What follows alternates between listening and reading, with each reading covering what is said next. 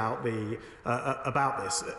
One of the things that we saw with the RMT is that they haven't put the offers to their members, and I think that's a real problem. As I mentioned before, the TSSA put an almost identical offer. It was accepted by the members, and the strike was therefore over. So I think any attempt to not allow members to see the full range, the full view of what is being offered is wrong. And because members haven't seen the full offer, they'll be unaware of the various different elements of that offer because it hasn't been formally put to their members. That is something that the unions can change immediately, and I very much hope that they do. Joanne Cherry. Mr Deputy Speaker, I noticed a moment ago that the Secretary of State said that striking workers were in danger of pushing up interest rates. Can I just remind him that many of these people are on strike because they can't afford their mortgages or their rent as a result of the hike in interest rates caused by his colleagues' economic incompetence? And I imagine that many of these essential workers are in receipt of the sort of wage that the Secretary of State wouldn't get out of bed for in the morning. Having said that, on the issue of the legality, of this legislation, the General Secretary of the TUC has said that to force workers who have democratically voted to strike, to force them to work and to sack them if they don't comply would almost certainly be illegal. Now, isn't that right?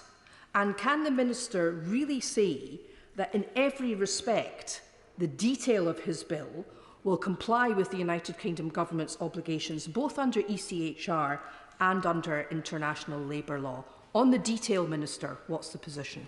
Mr Deputy Speaker, I don't know if I'm correcting myself or correcting the Honourable Lady, but I wasn't saying that striking, well, I didn't mean to say at least, that striking workers push up interest rates. It's inflation that pushes up interest rates. So if you pay 19%, and if you did that across the economy, you would have to borrow the money. You would then have to have more borrowing, more debt, and therefore higher interest rates. And everybody would pay more in their mortgages, in their car loans. Businesses would pay more. That is the quite simple maths that I would have thought we've actually tested to destruction. And it would not make sense to go ahead along those lines.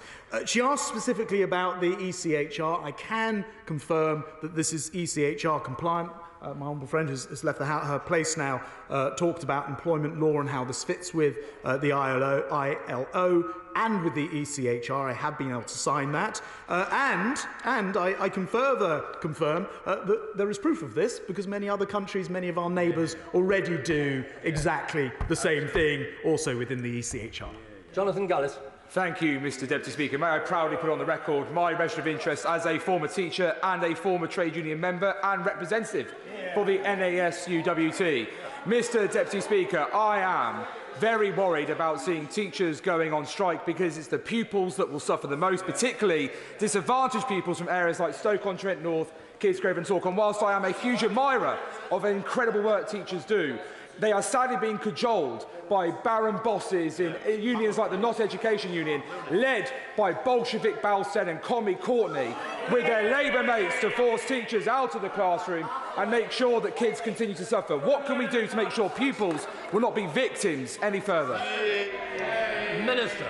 Well, minimum levels of service, of education and elsewhere will of course help. But again, I do just want to stress to the House, we are not legislating in order to necessarily want to or wish to introduce legislation in all these areas. That will be a matter for the House on secondary legislation. It will be a matter for further consultations. I very much hope that it does, though, give the unions and some of their supporters in this House the opportunity to stop and think about whether minimum safety is appropriate in their particular areas. And when it comes to teaching, I very much hope that they'll hold back from the threshold of strikes, which will be damaging to them and to the pupils. Zara Sultana. Thank you, Mr Deputy Speaker. Nurses' pay down 20%, teachers' pay down 20%, firefighters' pay down 12%, junior doctors' pay down 26%. That's the consequences of 13 years of Tory rule. So let's be honest, let's talk about the real problem here. It's not workers going on strike,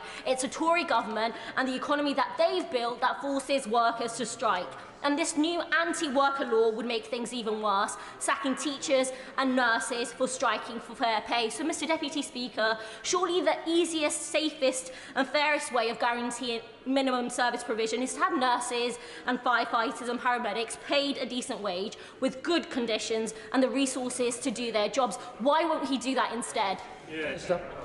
Well, I think perhaps the Honourable Lady might want to inquire from her front bench, most of them are gone now, but one or two still here, whether they would themselves support a 19% pay increase. And if they do, nice as it would be to do, how are they going to explain that to their constituents? How are they going to explain that to the financial markets as interest rates rise? And will they, if they do spread it across the entire economy, what will the impact be on the economy at large? And those are the simple but unfortunately difficult decisions that need to be made in government. And frankly, Mr Deputy Speaker, their failure to answer those basic questions are why they are not ready to run this country.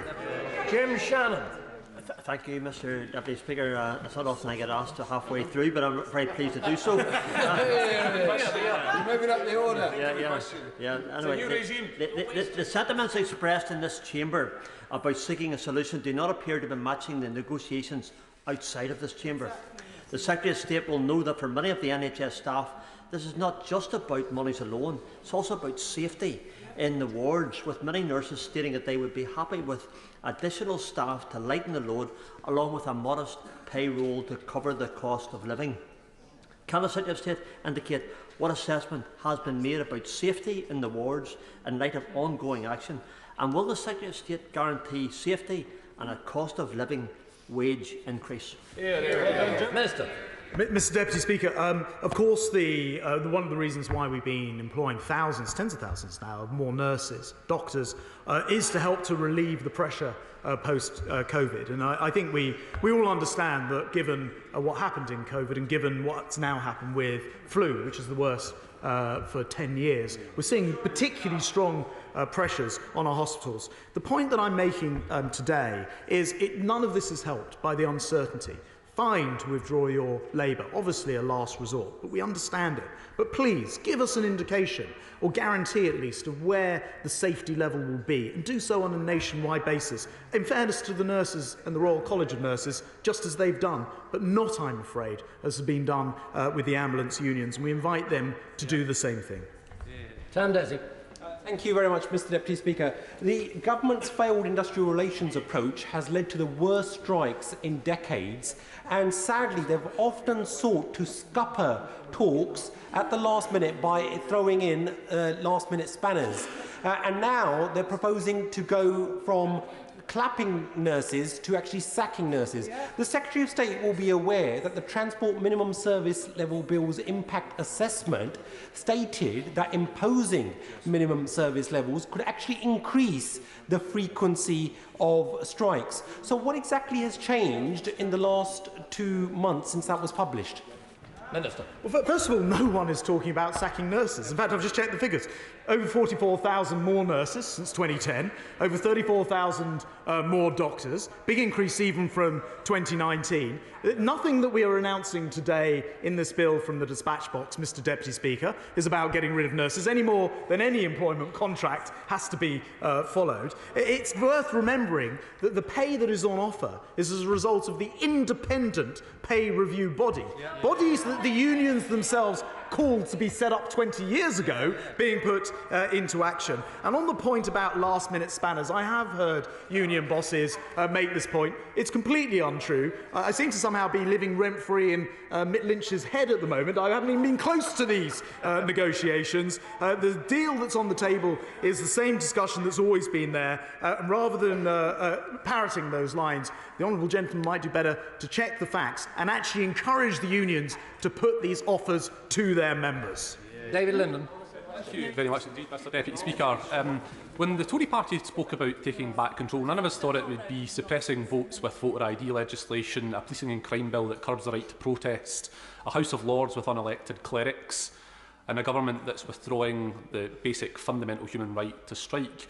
How much longer is this government going to continue this silly little island is now a functioning democracy.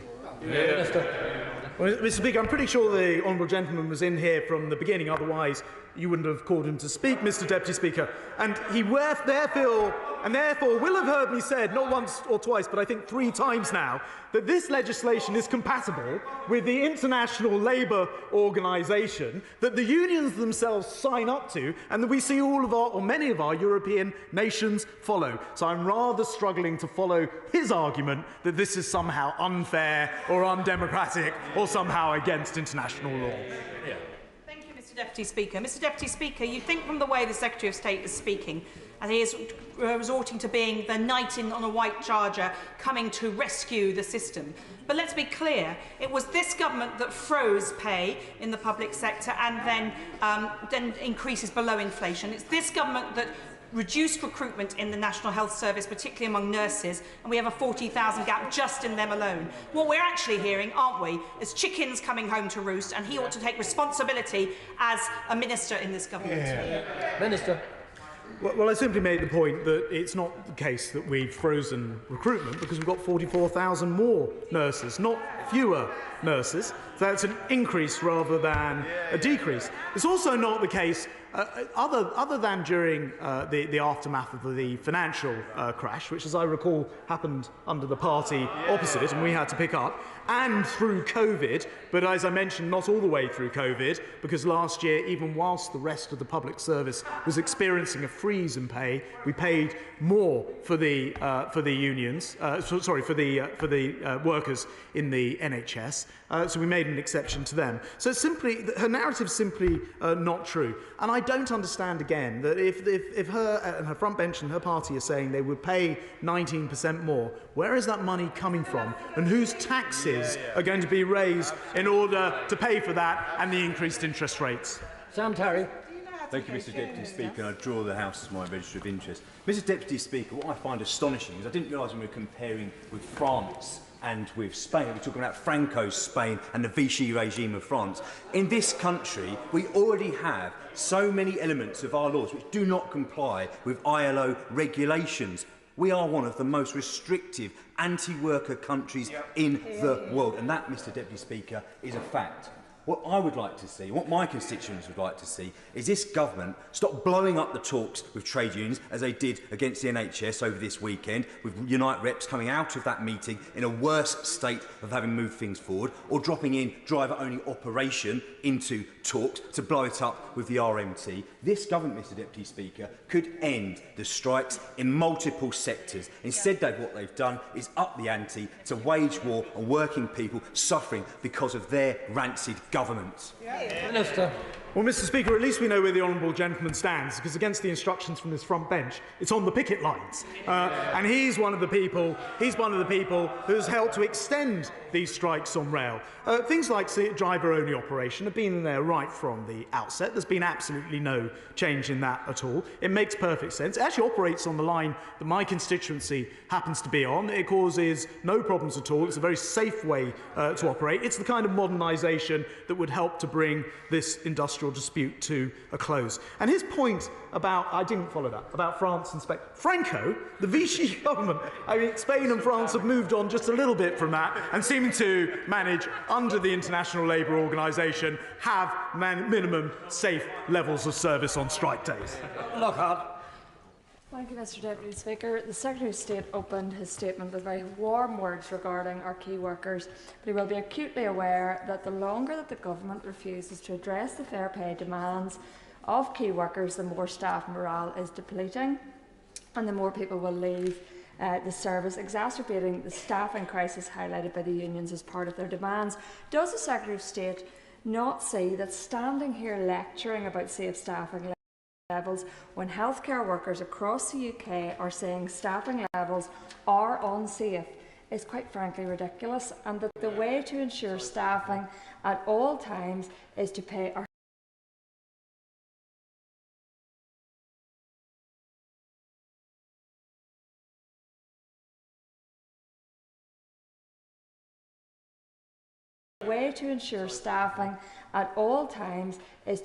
healthcare workers properly? Minister. Mr. Speaker, of course we want to see healthcare workers paid, and I meant the words that I used right at the top of this. Members of the House will remember my father was ill during COVID.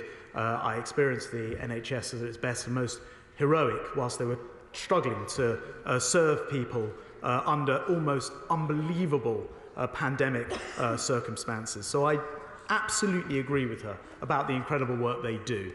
There is a pay offer on the table that hasn't been invented by the government. It's come from the independent pay review bodies. The government has accepted in full and in recommendation. And for those who say that we should ignore the independent pay review bodies, they need to explain why that is, and also, and for those who say that we should ignore the independent pay review bodies, they need to explain why that is, and also where